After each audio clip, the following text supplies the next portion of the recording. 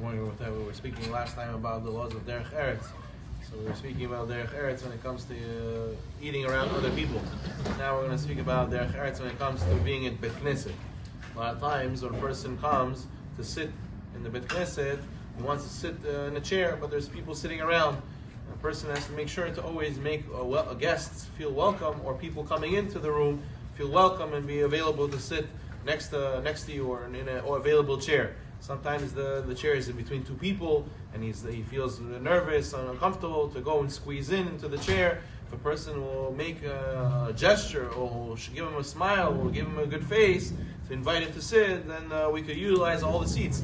A lot of times people might feel uncomfortable and they might not sit. They'll sit very spread out because they don't want to bother anybody. But at the end of the day, we have to, if it needs be, a person has to make the other person feel comfortable. Chas v'shalom, you shouldn't have the mentality of, why are you sitting so close? Go sit somewhere else. Go sit 2 chairs over. Why do you have to sit next to me?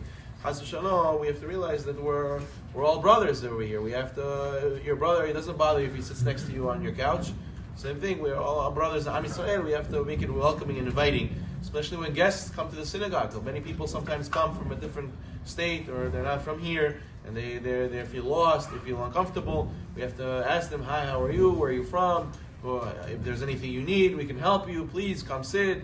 They tell them what times the minyanim are, show them where it's available, and that way the person doesn't feel uncomfortable and feel disrespected. Chas v'shalom.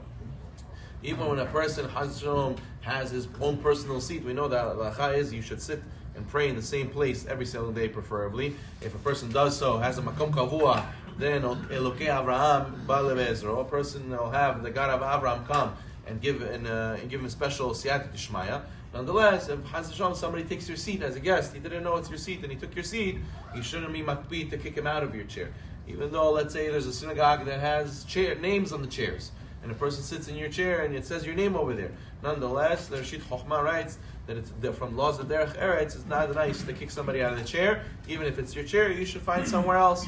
Everything's been a shamayim, so therefore a person has to make sure not to kick someone out. And definitely to the Gabbai, we have to have Derech Eretz to put away our Sfarim. A lot of times people use books.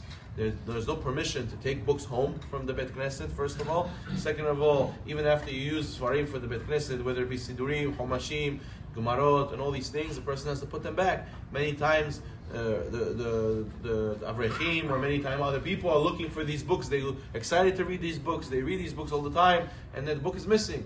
Rabbi, 2 weeks, I can't find this book. I can't find this Mishnah. Why? Because somebody else stuck it in a personal place, or some people hide the books and they want to only use it themselves. It's a public, it belongs to Bet Knesset. How can you hide Sfarim in the shul and only you should use it? You should have to put it back every single time where you got it from, after you finish using it.